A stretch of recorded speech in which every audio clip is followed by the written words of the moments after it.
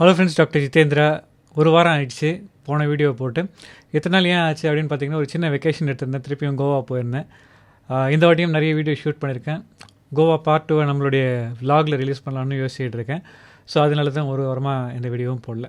சரி, இன்னையோட தலைப்புக்கு வந்துடுவோம். இன்னையோட தலைப்பு எது அப்படின்னு பார்த்தீங்கன்னா, இந்த அன்பு அப்படின்றத வச்சு எதுவுமே சாதிக்கலாம் அப்படின்னு நிறைய பேர் சொல்லி நம்ம கேள்விப்பட்டிருப்போம். அது ஏன் அப்படின்றத ஓரளவுக்கு சயின்டிஃபிக்காக சொன்னோன்னா நிறைய பேர் அன்பை யூஸ் பண்ணி அவங்க வாழ்க்கையில் மாற்றங்கள் எடுத்துகிட்டு வர முடியும் அப்படின்ற நம்பிக்கையோடு தான் இந்த ஒரு வீடியோவை மேக் பண்ணுறேன் நான். இது ஏற்கனவே நம்மளுடைய சைக்காலஜி இன் தமிழில் பிஹேவியரிசம் அப்படின்ற தலைப்பில் பேசியிருப்போம். அதாவது ஒரு நாயை ஒரு வேலையை செய்ய வைக்கணும்னா நீங்கள் என்ன செய்யலாம், ஒரு மனிதனை ஒரு வேலையை செய்ய வைக்கணும்னா நீங்கள் என்ன செய்யலாம் அப்படின்ட்டு. இப்போது ஒரு நாய் இருக்குது. அந்த நாய் எப்போ பார்த்தாலும் நடு வீட்டில் உட்காந்துக்குது. அப்படி நடு வீட்டில் உட்கார நாய் இதுக்கப்புறம் நீ இதுக்குள்ளே வரக்கூடாது அப்படின்னு நம்ம சொல்லணும் அப்படின்னா அதுக்கு எப்படி நம்ம அதை தெரிவிப்போம் அப்படின்றத ஒரு எக்ஸாம்பிளில் பார்த்துருப்போம். அதாவது நாய்கிட்ட போயிட்டு நாய் நீ வெளில போய் உட்காரு அப்படின்னு சொன்னால் நாயால் கேட்க முடியாது, ஏன்னா அதுக்கு புரியாது. ஸோ நம்ம என்ன பண்ணுவோம் அப்படின்னு பார்த்தீங்கன்னா, ஒரு கம்பு எடுத்து அடிப்போம். அடுத்த வாட்டி நம்ம உள்ளே இருக்கும்பொழுது கையில் கம்பு இருந்ததுன்னா அந்த நாய் உள்ளே வரலாமா அப்படின்னு யோசிக்கும். அடுத்தது நம்ம உள்ளே இருந்தோன்னாலே அந்த நாய் உள்ளே வரலாமான்னு யோசிக்கும். கொஞ்ச நாள் கழித்து நம்ம உள்ளே இல்லவே இல்லை அப்படின்னா கூட அந்த நாய் உள்ளவே வரக்கூடாதுன்னு யோசிச்சிருக்கோம். இப்போது அந்த நாய்க்கு என்ன தெரிஞ்சுது அப்படின்னு பார்த்தீங்கன்னா, நம்ம பண்ணுறது தப்பு, நம்ம உள்ளே போய் உக்காந்தா நம்மளை கம்பை எடுத்து அடிப்பாங்க, நம்ம அடி வாங்காமல் இருக்கணும்னா நம்ம உள்ளே போய் உட்காராமல் இருக்கணும் அப்படின்றத அந்த நாய் தெரிஞ்சுக்கிச்சு. இதே ஒரு மனிதருக்கு எடுத்து பார்ப்போம். ஒரு மனிதன் இருக்கான், குழந்தையாக இருக்கான்னு வச்சுப்போம். அந்த குழந்தை எப்பயுமே டிவிக்கு பக்கத்தில் முன்னாடி போய் உட்காந்து பார்க்குது. அந்த குழந்தைகிட்ட சொல்கிறாங்க பின்னாடி உட்காருன்னே கேட்கல. அதுக்கப்புறமா அந்த குழந்தை டிவி பக்கத்தில் போய் உட்காரும்போது கட்டையால் அடிக்கிறாங்கன்னு வச்சுப்போம், இல்லை கம்பால் அடிக்கிறாங்கன்னு வச்சுப்போம், இல்லை தரன்னு இழுத்துட்டு வராங்கன்னு வச்சுப்போம். இப்படிலாம் செய்யும்பொழுது அந்த குழந்தை என்ன கற்றுக்கும்? நம்ம நினைப்போம் அப்படின்னா, நம்ம பண்ணுறது தப்பு, இது தப்புன்றதுனால நம்ம அப்பா அம்மா நம்மளை கண்டிக்கிறாங்க, அதனால நம்ம இந்த தப்பு இதுக்கப்புறமா பண்ணக்கூடாது அப்படின்றது அந்த குழந்தை கற்றுக்கிற மாதிரி நம்ம யோசிப்போம். ஆனால் அந்த குழந்தை ஆக்சுவலாக என்ன கற்றுக்குது அப்படின்னு பார்த்தீங்கன்னா, நமக்கு வேணுன்ற விஷயத்த மக்களை செய்ய வைக்கணும்னா அடித்தா நடக்கும் அப்படின்னு கற்றுக்குது. அடுத்தது என்ன? இன்றைக்கி என்னை இவங்க அடிக்க முடியறதுக்கான காரணம் என்ன? ஏன்னா நான் வீக்கு, அவங்க ஸ்ட்ராங்கு, அவங்க பெரிய ஆள், நான் சின்ன ஆள். ஸோ என்ன அவங்களால ஈஸியாக அடிச்சிட முடியும். ஆனால் இப்போது நான் அவங்க சொல்கிறத கேட்காம நான் நினச்ச விஷயத்த செய்யணுன்னா நான் என்ன ஆகணும்?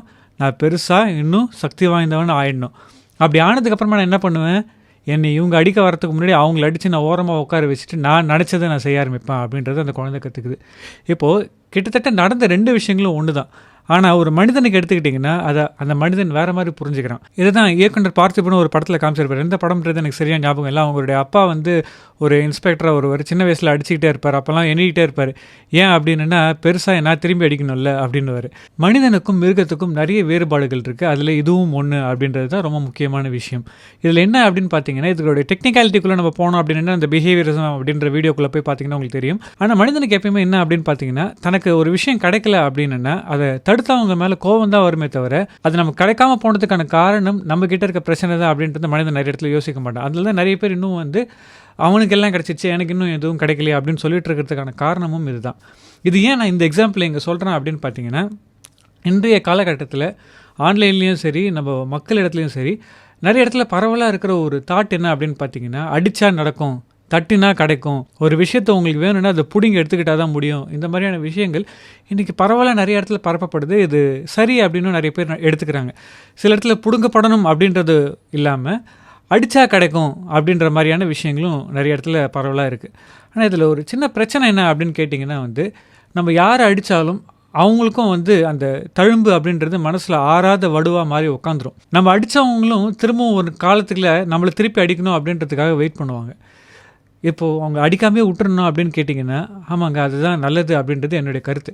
ஆனால் இது எல்லா விஷயத்துலையும் சாத்தியமா அப்படின்னு கேட்டிங்கன்னா, எல்லா விஷயத்துலையும் சாத்தியம் அப்படின்றது என்னால் சொல்ல முடியாதுங்க. எதில் இருக்கான் ரொம்ப கெட்டவன், நம்மளை கொலை பண்ணுறதுக்காக வந்திருக்கான் அப்படின்னும் போது நான் அன்பாக இருக்கேன்ப்பா அப்படின்னு சொல்லும்போது அவன் கொலை பண்ணிட்டு போயிடலாம். ஆனால் எப்போ இருந்தாலும் அன்புக்கு ஒரு சான்ஸ் கொடுங்க அப்படின்னு சொல்கிறேன் நான். அன்புனா என்ன அப்படின்னு கேட்டிங்கன்னா, ஒருத்தர் கெட்டது செய்கிறான் அப்படின்னா அந்த கெட்டதை பாயிண்ட் பண்ணுறது தான் நம்மளுடைய ஒரு மிகப்பெரிய வேலையாக நம்ம செஞ்சிட்ருக்கோம். அது அரசியல்வாதியாக இருந்தாலும் சரி, அது மக்களாக இருந்தாலும் சரி, ஒரு அரசு அதிகாரியாக இருந்தாலும் சரி, யாராக இருந்தாலும் சரி, ஒருத்தர் கெட்டது செய்கிறான்னா அவனை திட்டணும், அவனை அசிங்கப்படுத்தணும் அப்படின்றதுல நம்ம ரொம்ப குறியாக இருக்கும். ஆனால் நல்லது செய்கிற ஒருத்தர் இருக்கான்னா அவனை பாராட்டுறதுக்கு நம்ம எத்தனை நேரம் எடுத்துக்கிறோம் அப்படின்றது தான் ரொம்ப வருத்தத்துக்குரிய விஷயம். நம்ம ஃபேஸ்புக்கில் பரப்புகிற எல்லா விஷயத்தையுமே பார்த்தீங்கன்னா எதை ஷேர் பண்ணுவோன்னு பார்த்தீங்கன்னா எது நெகட்டிவாக இருக்கோ அது முதல்ல ஷேர் பண்ணிடுறோம். ஆனால் ஒரு மனுஷன் நல்லது செய்கிறான்னா அந்த நல்லது செய்கிற விஷயங்களை நம்ம அதிகமாக ஷேர் பண்ணுறது இல்லை. இதனால் நம்ம என்ன ஒரு உலகத்தை க்ரியேட் பண்ணுறோன்னா இந்த உலகத்தில் எதுவும் கெட்டது மட்டுமே நடந்துகிட்டு இருக்க ஒரு உலகம் மாதிரி இந்த ஒரு உலகத்தை நம்ம ஒரு பிம்பத்தை க்ரியேட் பண்ணிகிட்ருக்கோம். அது இல்லாமல் இந்த உலகத்தில் நல்லதும் நடக்குது அப்படின்றது எப்போ மக்களுக்கு தெரியும்னா நம்ம நல்லதை பாராட்டும் போது தான் தெரியும். கெட்டவனை அவன் கெட்டது செய்யும்போது தண்டிச்சியும் அவனை மாற்றத்துக்கு முயற்சி பண்ணலாம். அதே நல்லவனை நல்லது செய்யும்போது பாராட்டுறதுனால கெட்டவன் அதை பார்த்து நம்மளும் இதை செய்யலாமே அப்படின்னு யோசிக்க வைக்கலாம். நான் என்ன சொல்கிறேன் அப்படின்னா சில இடங்களில் கெட்டதை தண்டிக்க வேண்டியது அவசியமாக இருக்கும். ஆனால் முடிந்த அளவுக்கு நம்ம அன்பை வச்சு பாராட்டுறதை வச்சு இந்த உலகத்தை மாற்றணும் அப்படின்னு நினச்சோம்னா நல்லாயிருக்கும் அப்படின்றது என்னுடைய ஒரு அபிப்பிராயம். இதை தான் நம்ம ஏஆர் ரஹ்மானும் கோல்டன் குளோப் வாங்கும்பொழுது சொன்னார். என் வாழ்க்கையில் எப்பயுமே 2 வழி இருந்திருக்கு. ஒரு வழியில் எனக்கு தவறு செஞ்சவங்களை எனக்கு தீங்கு செஞ்சவங்களை எதிர்த்து அவங்க மேலே கோவப்பட்டு ஏதாவது சில விஷயங்களை செய்கிறதுக்கான வாய்ப்புகளும் எனக்கு இருந்திருக்கு. அவங்கள மன்னித்து அன்புடன் எடுத்துக்கிட்டு அப்படியே வாழ்க்கையை நகர்த்திட்டு போகிற தருணங்களும் இருந்திருக்கு. நான் எப்பயுமே இந்த 2வது வழியை தான் எடுத்திருக்கேன். அதனால நான் இந்த இடத்துக்கு நின்றுருக்கேன் அப்படின்னு ரஹ்மான் சொல்லியிருந்திருப்பார்.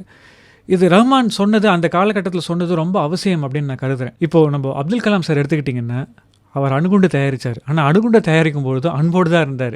அவர் கடைசி வரைக்கும் யாரையுமே கொல்லணும்னு பேசினது கிடையாது. அவர் அணுகுண்டு தயாரித்தது நம்மளை ப்ரொடெக்ட் பண்ணிக்கணும் அப்படின்றதுக்காக. ஆனால் அவருடைய ஒவ்வொரு மீட்டிங்லேயும் பார்த்தீங்கன்னா மனிதத்தை எப்படி சேர்க்கறது அப்படின்றத பற்றி தான் பேசியிருப்பார். நம்ம எப்படி நல்லவங்களாக இருக்கணும் அப்படின்றத பற்றி தான் பேசியிருப்பார். ஸோ கடைசியாக நான் சொல்ல விரும்புகிறது, எப்போ உங்களுக்கு சான்ஸ் இருந்தாலும் ஒரு தீங்கை செய்யலாம் இல்லை ஒரு நன்மையை செய்யலாம் அப்படின்னு இருக்கும்பொழுது முடிஞ்ச அளவுக்கு நன்மையை சூஸ் பண்ண பாருங்கள். ஒருத்தனை கெட்டது செய்கிறான் அப்படின்னும்போது அதை தண்டிக்கணும் அப்படின்றத விட அவன் நல்லது செய்யும்போது பாராட்டி பாருங்கள், அவன் வேகமாக மாறுவான்.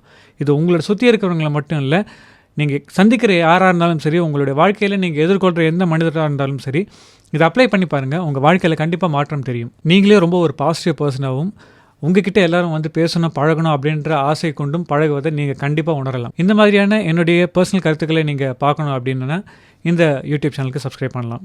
தேங்க்ஸ் ஃபார் வாட்சிங் this video and have a great time.